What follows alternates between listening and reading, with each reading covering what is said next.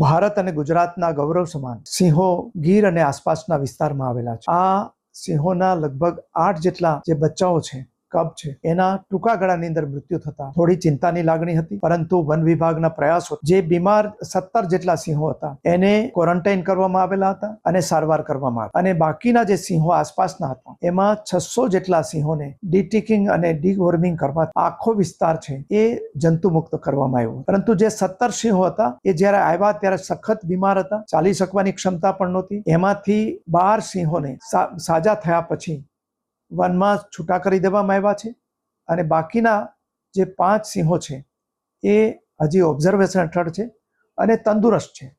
એને પણ ટૂંક સમયમાં રિલીઝ કરવામાં આવશે.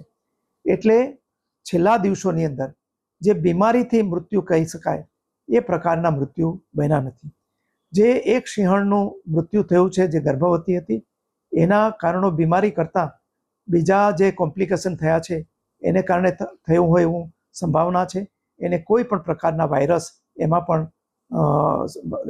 મળી આવ્યા નથી, અને અગાઉના સિંહોની અંદર પણ કંઈ ચિંતા કરી શકાય એ પ્રકારના કોઈ વાયરસ ઉપલબ્ધ નહોતા.